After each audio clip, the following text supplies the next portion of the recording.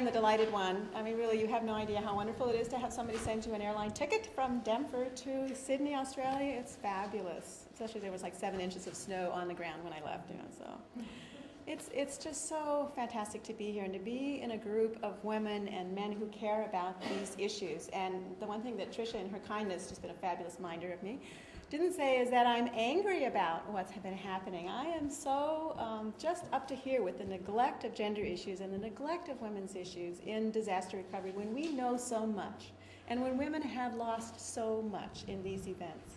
So I'm a bit of a crusader, and I'm sorry my voice will be rising as I go, but truly, my entry to this came many, many years ago, and I'm still hot under the collar about it. So I stumbled into disaster sociology as kind of an accidental sociologist when Hurricane Andrew came to the neighborhood where we had just bought what we thought was the perfect house with the palm trees, and we'd just been relocated. Partner's a geologist. He actually was, get this, in Kalgoorlie looking for gold at the time when the boys and I were home in Miami in this brand new house in a brand new environment, and they kept trying to warn us that there was a cyclone coming, but I was clueless. I had no idea what a cyclone, I mean, what actually did that mean, but I did take a bungee cord and put the lid on the top of my garbage can in preparation for the event. So we lost the house, and more to the point, of course, you know what it feels like to lose the environment, to lose the neighborhood, to lose the city, to lose your sense of place, and to lose if you will, the warp and weave of your life for a while. So that did plunge me personally, but also academically and intellectually into trying to sort out what does it mean? What is a disaster, and how does it affect our communities? And particularly, how are women, first of all, I began to asking how are women impacted, but now more recently asking myself and learning from women around the world, how are women responding? How can we begin to build what could be a resilient, safer, just society without women? And I put it to you, I think you would agree, it's impossible, right? So the question really has to be, how can we capitalize on women's knowledge and women's learning? So again, thank you for coming and for being here to share your ideas. I hope some of you will agree to be recorded, because I have to tell you, the repository of women's recorded voices is so small, and it's such an important knowledge base that if you can contribute or write a story or write a poem or somehow or other document what you've been through, what you've learned, it would be fabulous, really. So as Tricia said, I'm a field researcher. I've studied in the United States and Canada, in India and Indonesia, and various different places, but I think the common thread, the threads that I'll be discussing today are quite common, but correct me if I'm wrong, if there are things that you'd like to raise that are a little bit different. I'll kind of race through some of these sort of talky slides, and then we have some photos that I do love, but this is what I'd like to talk with you about. Am I like right in the way of people here? No? Good to go? Okay. So in 30 quick minutes, a few of those things, but just to make the point that really we don't know an awful lot about gender, but the people who make movies and cartoons and art and write the newspaper articles think that they know an awful lot about gender. Mainly they think that women panic. Actually, we think that all people panic in disasters, but women in particular are immobilized by our strong emotions, and that we're passive observers of the scene, awaiting help, right, awaiting rescue, as I said, immobilized by that. And that is so not true, but very pervasive in our popular culture. We've learned a lot. I'm a student really of disasters, and if you read enough disaster studies, you really become disenchanted with the command and control notion. And you have to understand that disasters are fundamentally human events. They're uncontrollable in their essence, right? We create them, we live through them. Each one bubbles up differently and resolves itself differently, but these are some of the characteristics of it. They're complex social events, they're multidimensional, they have all these different facets. They are, as I said, they're political, and they are always contested. I'm sure we could spend the entire day talking about the politics of disaster recovery in this area, right? Yeah. And they're highly gendered, so that's what I'd like to just focus on that point. And of course, we know that gender matters because gender is a central organizing principle of every society. And you know that. I think in this group, I won't belabor that point. We want to differentiate between sex and sexualities and genders and men's and masculinities and dominant femininities. We don't have time to really look at the fine-grained perspective here, but gender matters in these ways. It puts people in different places throughout the day, in different hazard contexts, brings people to these really horrific events with a different sense of yourself, of your capacities, a sense of different relationships with people, different access to resources, and different control over resources. So gender, of course, situates very differently. It also, I want to make the point, it also shapes the culture of our work in the health professions and particularly in disaster management as well. So while it's often dismissed, minimized, trivialized, reduced to stereotypes about women or men. It's extremely important and under-investigated. I was saying to Tricia that another way to speak about this sometimes is just to listen to the words of women. And again, I've said before, there are not that many, but this is a statement that I thought you might appreciate, because one of my very favorite ones about the impacts. We won't be talking too much about the impacts, but about the impacts of loss, of this disaster. This is a friend of mine who's an anthropologist who lost her home, and I think it was 185 of her neighbors in a horrific fire in Berkeley, 1994, I think it was. And I won't read all of it, but just to focus on a little bit of her words here. She says, "I had no salt. By this I mean I had no salt to put upon my food, and also I had no salt left for tears. I had no thread. By this I mean I had no thread to stitch my daughter's hem, and also I lost the thread of my life. The pattern of my days, my plans, my routines were irrevocably ruptured, the warp of my past torn from the weave of my future." And she talks about losing her numbers, losing her vita, losing the connections, losing the equations, had no paper, no sheets, no warm woolly sweater, no lights. By this I mean no light bulbs, no work lamp, no flashlight, candles, matches, but also no lightness, no joy crept into my days for a lengthy while. And I would just like to acknowledge what you all have been through and what women and men and their families are going through right now around the world and right next door to us, right? What is it? 800? No, how many thousands of people being evacuated as we speak? 8,000. That's what I thought. They're going through a lot, and you know what they're going through. So there's a lot at stake, a lot to appreciate. And if we had more time, we might want to talk more about impacts and about how women respond or intervene in different ways at different levels, professionally, in the community, in the family. But I'd like to focus today on recovery for several different reasons. One is that recovery planning is the one that falls off the desk all the time.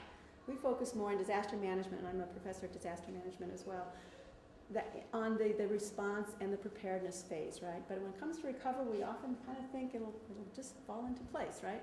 And that's the missed opportunity to capitalize on that loss, and as we say, to build back better, to try and build resilience into how we recover. But we really, in order to do that correctly, have to understand that disasters are not equal opportunity levelers, right? They will affect us differently. As I said, we have different resources.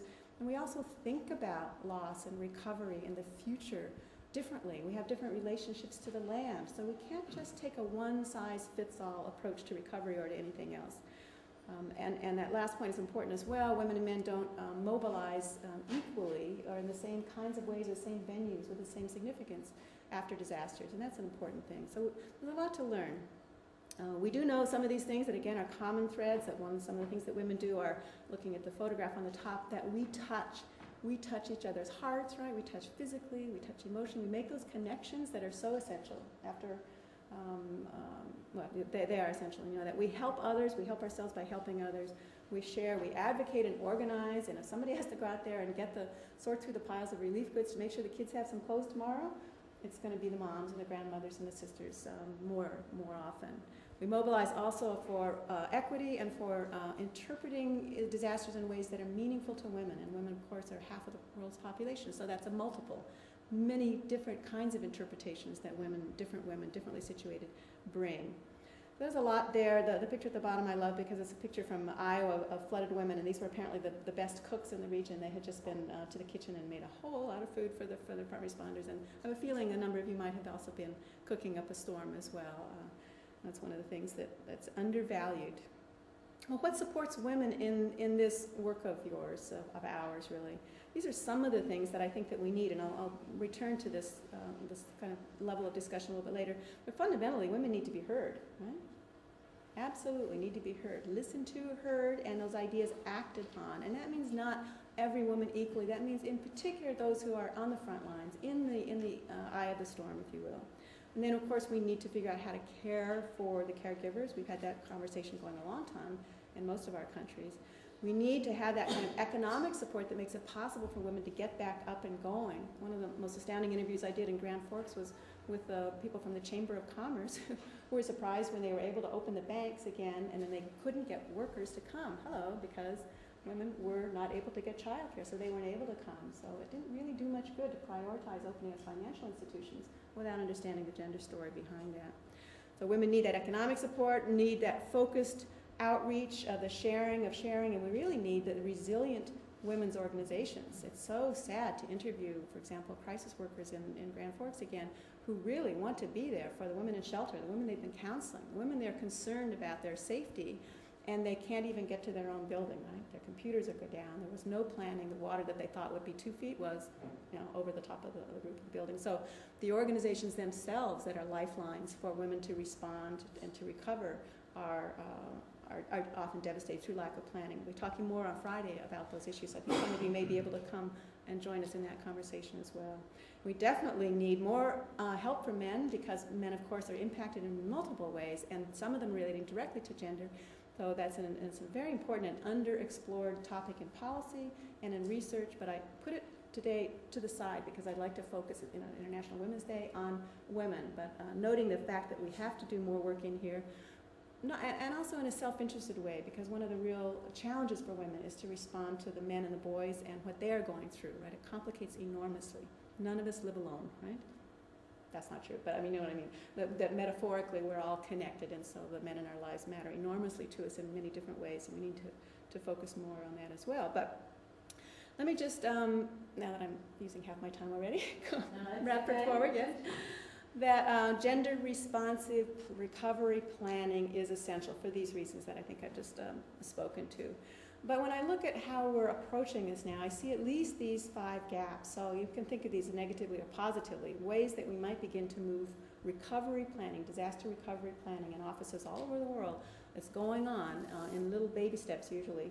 And women and men and gender relations are not yet fully incorporated. So we're not using gender analysis, a fundamental, analytic tool of most good public policy and health policy and education, but not used in disaster management. We're not looking back and seeing what are the lessons that we might have learned from the tsunami, from the last floods, from your great-grandmothers, right? From the women who were flooded in North Dakota as well.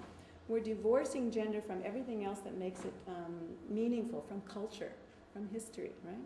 We're not also anticipating what's happening in the future. When you think about the recovery, what would be the different opportunities for women and men? If you rebuild, as in New Orleans, focusing on bringing the casinos back in, you're recreating the economic vulnerabilities of women. Because where do women work in casinos? At the bottom. Oh, and it actually broke the glass too. Oh, so sorry.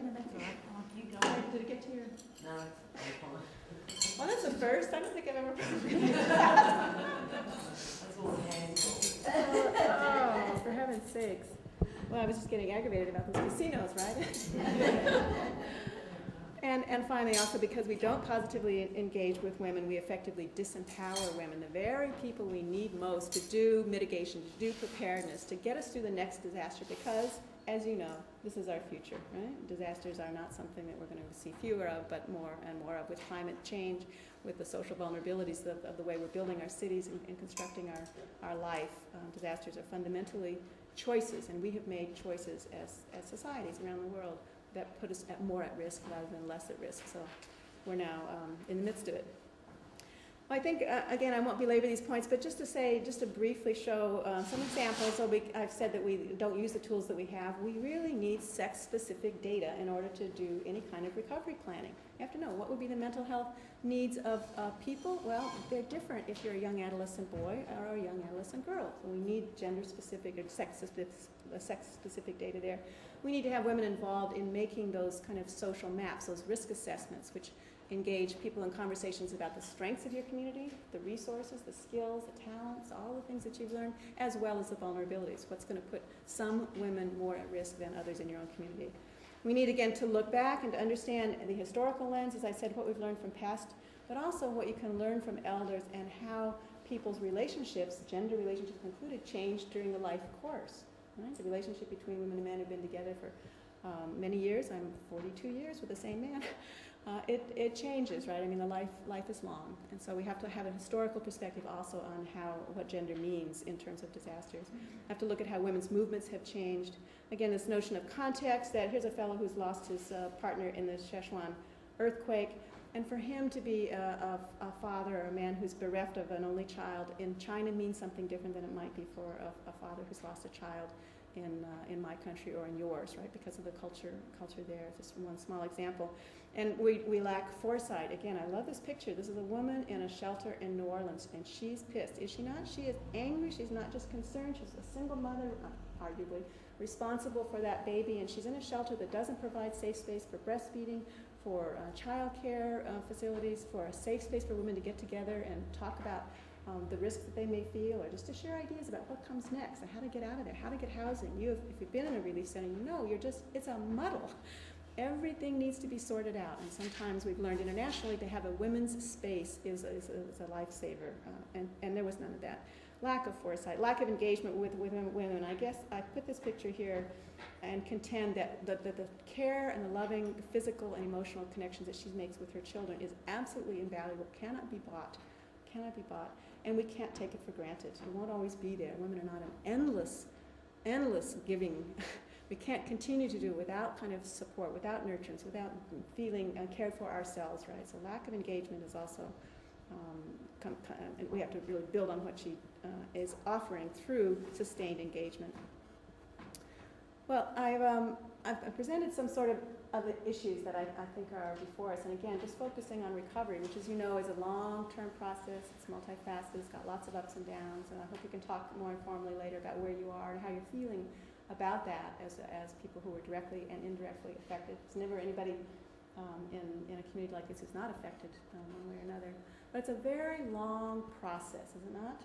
And actually, one of the things we talk about in the classroom is, when does one disaster end? What is the end point of a disaster? Arguably, in our present world, there isn't one, right? The end of one fire season is like the beginning of the next fire season, and that becomes part of our daily living. And so it behooves us really to bring risk reduction, not just emergency response. How are we going to have the relief centers organized, right? But risk reduction as part and parcel of everything we do in schools, in our homes, in every organization, certainly in our social service organizations, and in our disaster management organizations. But we don't so far. However, let's look at what women are doing, because I think if you just kind of step out of the formal realm of practice of disaster management, there's a lot to be encouraged about, some really positive learnings. And I'm so pleased, I have to stop and say that we are putting some of this work here in Australia on film, and again, I hope that some of you will speak quietly to the camera a little bit later, because that builds this knowledge base that we are so lacking without stopping to record it and to document it. And then I can share what's happening here, which is very important. And again, hats off to Women's Health for doing this long-term initiative, right? That's quite unique. Nothing like this in the United States, nothing like this in Canada, nothing like this in New Zealand or the United Kingdom, to my knowledge, at all. So just some pictures just to make some of these points a little more concrete. These are the women that we did a wonderful project called Working with Women at Risk. It's a template for working with this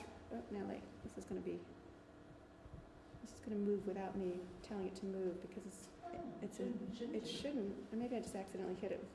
We'll see.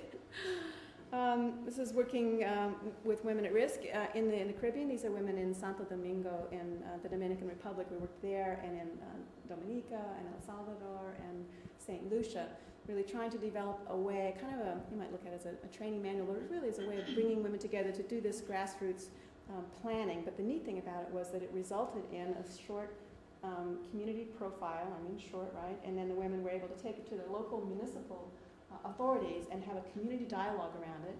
And then the intended next step was to have the women become peer educators, community environmental educators, if you will, around risk in the neighboring villages. But, it was a grant-funded project. I think you've been on that road before. And when the funds ended, that project ended at that point.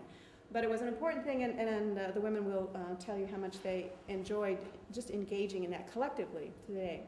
Women are also, this is a picture from Cuba.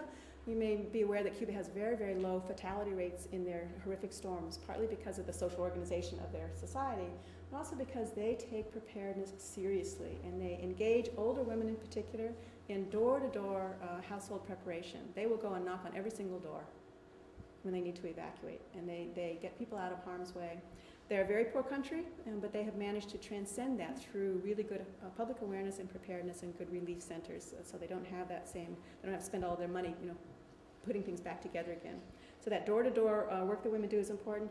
There's a little picture from West Africa about the community radio stations. And in many cultures, you'll find that that is the main avenue of communication between women. Our women-run, women-powered, volunteer community radio stations. There's another example from, where's it based? It's in Brazil, FIRE. You may have heard Feminist Radio Endeavor or something or other. There's an acronym there.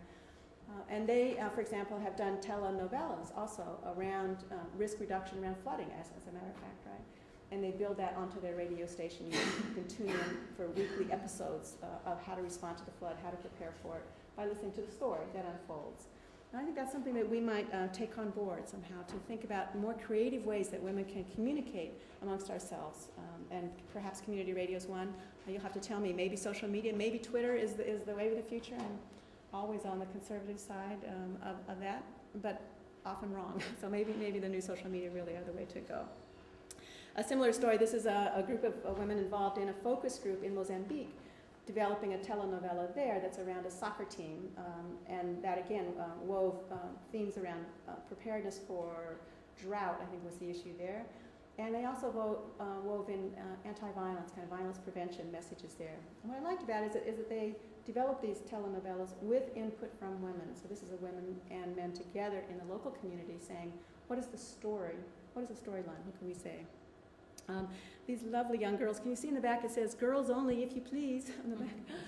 I was just able to spend the summer as a visiting scholar at this small university in South Africa. These young girls live in absolutely horrific township conditions with no sanitation, no public utilities, no nothing, but come out of that with a smile and a passion, every morning. It's incredible. And they're involved in a program called Girls in Risk Reduction Leadership. So they are the future generation, basically. They're doing what we might call it the Girl Scout, Girl Guides kind of activities, a couple hours a week, every afternoon, or 1 or 2 afternoons a week. But they come out of there with a better sense of what the risks are around fire, for example, in their own communities, and how to put out a fire with a propane fire versus a regular, like a wood fire. And more to the point, they're really getting a sense of themselves as actors in their own communities. They're just a fabulous group of people. And, of course, we have the traditional kind of disaster recovery aid, and I know that a lot of fathers out there who know how to make Kool-Aid too, but I just always think there's a mom behind this little story. One of the things we do. This is a collective picture of women in 7 different countries, a collective called Disaster Watch, but it's organized by GROOTS, which is an acronym, the grassroots women organizing together in sisterhood, GROOTS.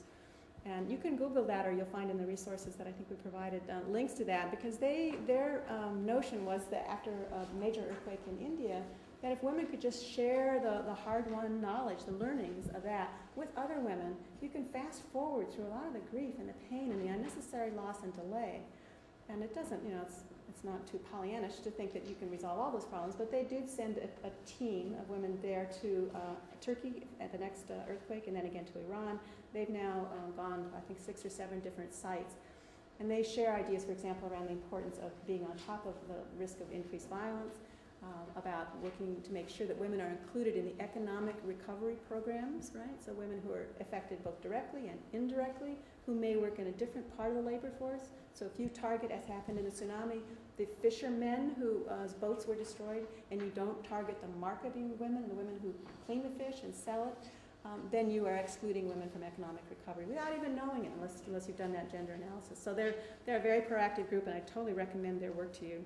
Many more women engaging in formal initiatives to become disaster risk managers in Pakistan. I think it's noteworthy.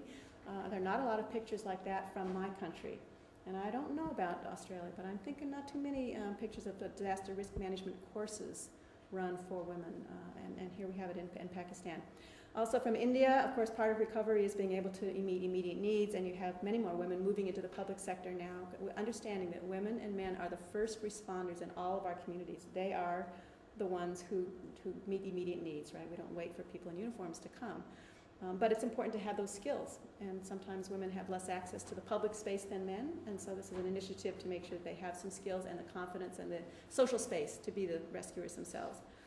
We've learned also, this is a picture from India as well, that it's important to work through women's networks and groups to distribute the relief resources, partly because women in our own communities know who will use those resources wisely and who needs them most, right? And how you can most effectively do this. So It's a good example of how sometimes emergency managers feel put upon when you want to talk about gender. They do when they meet me anyway. So one more thing I have to worry about. Please, you don't understand. We have to first get people water and shelter and come later, maybe next year or 2 years from now, we can talk about gender. No, it's a good example of how if we get it right from the beginning and we understand, who actually is going to be just fine down the end of the road and who's not, who actually will not make it through without being there. I think women's groups, again, because we're closer to the ground, if you will, right? And because so many women work in health fields and are aware of issues like violence, like the threat to women's land in disasters, that if you distribute relief through these networks of ours, you get more, if you will, bang for the buck. So the Sisters on the Planet, you may very, very well be aware of Oxfam Australia's major campaign around climate change, which has really documented some of the differences in developing and developed countries, including drought here in Australia. Have you seen the little snippets there that they have prepared from Australia? We should show that sometime. Yeah, right. And there's one also from Miami. On their website. Yeah, they're really lovely. And conversely, from the other side, this is a picture of the very well-heeled group called Women of the Storm in Miami. And look for the forthcoming book, because my co-editor of this book on the women of Katrina, actually, this was his dissertation topic. He was able to gain entree to this group of very elite women in Miami.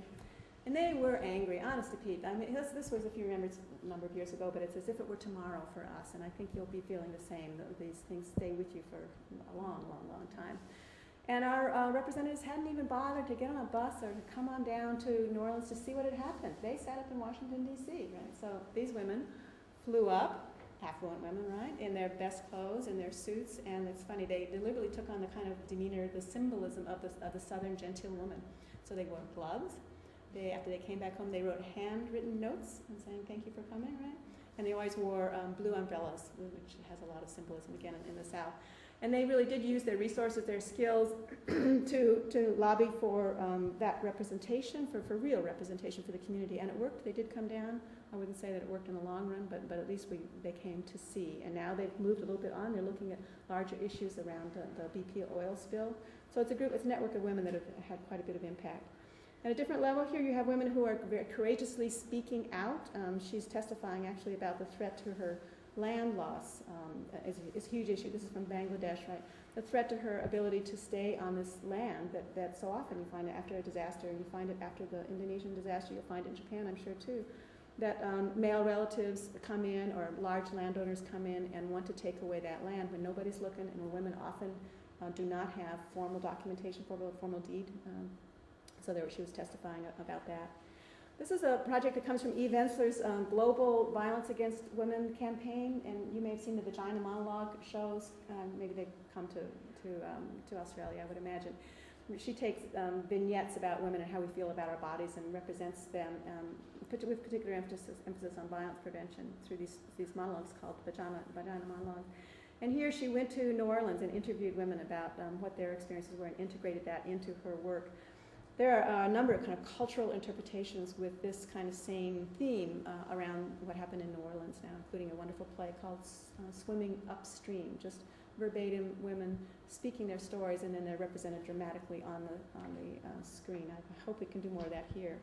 This is a wonderful project from Banda Aceh after that storm, the tsunami there. UNIFEM, if you remember UNIFEM before it got folded into UN Women, was very proactive, and their concern, and I think it was well warranted, was that recovery planning was going full steam ahead with absolutely no attention to women. So there was this 5-year global lessons learned from the tsunami report coming out, and they brought me along to be sure that there was at least one person who could add a little bit of gender analysis to this report. And so they were able really graciously to have me interview people in 4 or 5 of the countries that were affected. But this is one of the places that I visited, and these women were rebuilding women's houses. So Indonesia, unlike our countries, has a sense that there needs to be a women's center, a women's space in every small village. But it hadn't been a priority for rebuilding, so they were just languishing, and therefore women had no place to go and no safe place to be and no place to meet with the kids. So they were brought together in the second Achenese All Women's World Congress. 250 women, as I recall, came together with a series of different demands and testimonies. And one of the things they wanted to do was to move the rebuilding of the women's centers up higher onto the list of priorities. So they were succeeded in doing that, and then they were actively engaged in redesigning those centers. So women had a chance to think, okay, that's how we used to use our space. How would we like to use it in future? They were also brought into the technical, the physical rebuilding, as you see here, of these spaces. Really neat, the story. And they were so proud, so happy, as you can imagine, to have that space again and to have been involved. I think we saw something like that yesterday in your community as well. There was a rebuilding of the center there, and there's a lot of pride taken in that. Firefoxes I have not yet met, but maybe not today. Yeah? Hello, hello. Hi. I love your work, I love your picture, and I use it as an example again of women's emergent post-disaster organizations. So women and men mobilize differently around these events, but women are always on the front lines because recognizing the need, recognizing that gap, and bringing women together again. And so it's wonderful to be here, and I hope to maybe learn a little bit more about your work while I'm here. These are women in a group called Self-Employed Women's Association in India. It's actually a union for women in the informal sector, which in India is like 90% of everybody, right? And women in particular. This has a mind of its own. And they're doing a leadership development training program. And again, I put this as a recovery slide because without that kind of pre-development, community development, women's empowerment, training, and capacity building, right, then women are silenced afterwards. So anything that we do as feminists or as gender equality workers or as health outreach promotion workers that makes women stronger in their own skin, right? And easier to stand up and speak in the is a way of doing recovery work, and we can do that every single day. A program that comes from Nicaragua, where social health workers, mental health workers, after a major hurricane there, took advantage of bringing women and men together in focus groups around mental health recovery to talk about violence. So this means violence against women is one disaster men can prevent. Is that nice? And I don't know how successful they were. A lot of these initiatives, as a sociologist, I'd like to go back and do an evaluation. I'd like to study it and see how long-lasting were these changes. But it's a very intriguing to me initiative to capitalize on that window of opportunity. Women, of course, are moving more into formal positions as recovery workers. Women are asking for and actually demanding opportunities to get that relief monies that come in so often are used to reinforce differences, which often become reinforcing inequalities. So they wanted training in non-traditional work. She's learning how to make small toys, as I recall, rather than being given craft kits and doing embroidery work. And there's nothing at all wrong with embroidery work. The question is, do we do the same thing for everybody, or do we have some options so that people, women and men, can develop in different ways? Similarly here, you have more women doing, this is a Habitat for Humanity picture, bringing in older women who some people might think would not use an electric drill, but actually, hark, a number of us probably can, right? And again, back to the question of land rights, this was one of the major steps of difference that's been made recently after the tsunami, and you'll see it again in Japan, I think, too. So that houses that were reconstructed with external aid are no longer given in the name of one partner only, which is usually the man, right? So by initiative, the government said, you shall not, if you're going to bring relief into Indonesia, this is what's going to happen. Right? That deed will be written in her name and in his name. Can you imagine what an impact that made on everybody? And there's some wonderful statements about it, so she's pretty proud. And then some neat initiatives. This came from Sri Lanka that built on faith-based traditions. These are Buddhist women in a gender-responsive, gender-sensitive, Buddhist-based recovery kind of training program. There were young women who were lifted out of villages and put through a short but I hope effective training program, and then they went back to be recovery workers in their own community, building again on faith values. There's nothing as destructive as the external aid assistance that comes and imposes somebody's set of values on a local community when they've lost so much. Women building back with solar power. We could talk more about kind of sustainable redevelopment in that sense. Working in community-based organizations like from the Philippines that have always been more responsive to women and men working together, but you don't often see pictures that have a pretty balanced group of women and men. And women, of course, do the hard recovery work of asking for assistance, and we on both sides of the table, right? We're providing assistance and we're asking for assistance, and the people who are asking and providing both have the same array of demands and challenges on their time, because usually both lost their houses. Both of them are dealing with losses. This is a neat picture of the woman on the right. Again, going back to Banda Aceh for a moment, she's the first woman vice mayor of the city of Banda Aceh ever, and under her tenure, it was the first ever in the Islamic world charter of women's human rights that came out after that in Indonesia, guaranteeing women the right of freedom of marriage, for example, right? So a huge step forward for women that was possible. In this picture, I'm sure you're aware of what's happening in Haiti and the enormous loss there, including the loss of all of the women who were the major kind of shining lights of anti-violence work.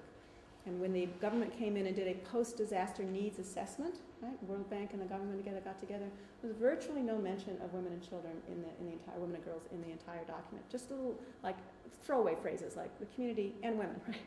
But not a fully developed analysis of how a society as complex as Haiti or any society, right, really needs to take steps forward, what would help and what wouldn't. So these are the women in the Haitian diaspora, 40-some organizations in the United States, up and down the coast, and Canadian women too, who were from Haiti, got together in a wonderful initiative. First was called the Feminist International Solidarity Camp, and then it became the Haiti Gender Equality Collective. You may have seen they now have published a Haitian Gender Equality Shadow Report.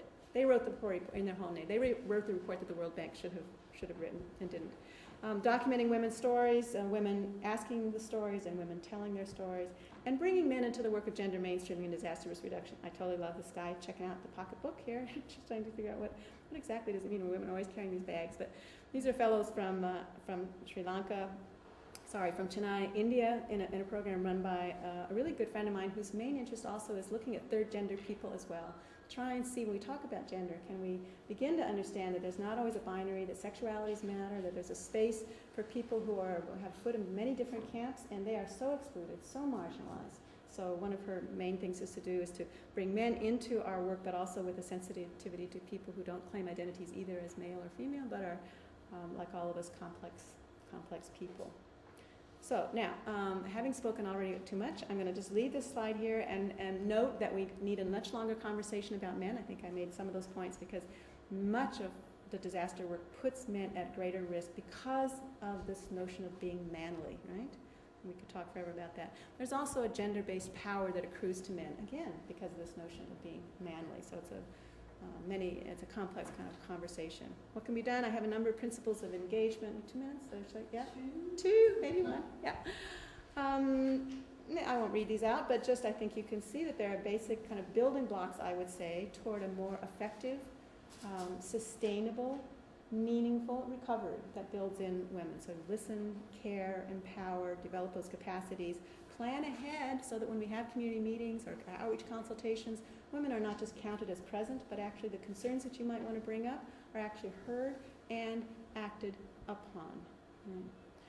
To formalize some of those leadership roles instead of relying always on voluntary roles and saying, yeah, the women will come, sure, no worries, they'll be there, and women will be there, but honest to Pete, there's an awful lot on your plate, right? So they're concerned internationally, and I think we need to look at it in affluent countries too, about really overburdening women without rewarding and acknowledging their contribution to recovery. You can see that some of these other ideas are pretty straightforward. That a lot of these losses to, for example, women's organizations can be anticipated, can be prevented. There need to be some dedicated lines of funding in advance so that we don't always play catch up afterwards. And that last point again is important. We need to do our work with and for and on behalf of the men and boys in our lives as well. So women do build disaster resilience in these and many other ways, and our conversation today has really only been about that last point about recovery. But I do love her smile and the notion of moving from people who are seen, just to backtrack again, as so fearful, so incapacitated, so useless in a disaster, or so like over there later dear, to women who are central and who can help themselves and their communities survive. So this is what we have to do. This is my other favorite slide. We have to use what we've learned from you all. We have to use those planning tools. If we had more kind of a policy discussion, I would walk you through probably 15 really good gender-sensitive checklists and training guides and policy documents about exactly what we've been talking about. And they sit on the shelf, right? So the challenge to us is to figure out how to really use those and to use this window of opportunity, this horrific loss, all the pain that we have gone through, all of us around the world, to use it to advantage, to build a better future, because we're all on the same page there. We want a future that we will face strongly, bravely, courageously, but in a way that is empowering to all of us and not disempowering to any of us, or we can't talk about resilience. So with that, I end my kind of formal conversation and really welcome your thoughts and your ideas. I think I left you a few minutes. And we'll be around. A few more than that. We'll be around for the day. So, yeah. What do you think? What was it like here? What would you add to this story that I've told? I don't want to speak about this. Well, I think one of the challenges is that we're. Did you want to?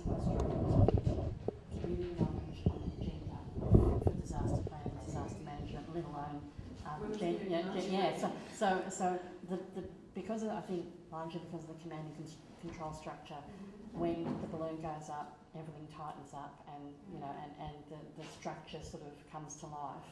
The machine rolls into town, and there's not a lot of space there to be able to say, look, this is what we know about ourselves. These are the things that matter to us. These are the directions we were heading in. It's sort of there's a big disconnect, and it's very well intentioned. You know, it's not. It's but that's one of the challenges is being able to actually get recognition for that local voice. You know, almost irrespective of of its gender in the first instance, but certainly then immediately after that being able to point out the difference. Because in that community knowledge there is a gender-specific component, layers of knowledge, right? Because people have drawn different strengths, right? I think what you're pointing to also is the problem with this disaster cycle that we have in our minds. Like there's preparedness is here, and there's response, and then there's recovery, and then it wraps right around to well, actually not. They're all kind of a mishmash, and I think you'll see in the next 10 or 15 years disaster students throwing out that notion of a disaster cycle.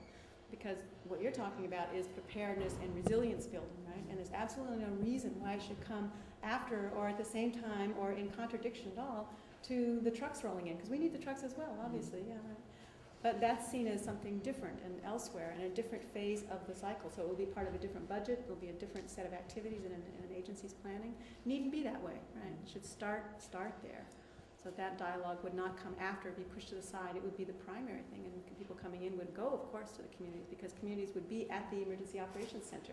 There are some positive examples of that, of men and women in immigrant communities coming together in California after a major earthquake, and they now have a seat on the major planning, the emergency planning committees, like the government officials, and they sit in the EOC, the Emergency Operations Center. They're physically there. So that's another model that might be worth exploring.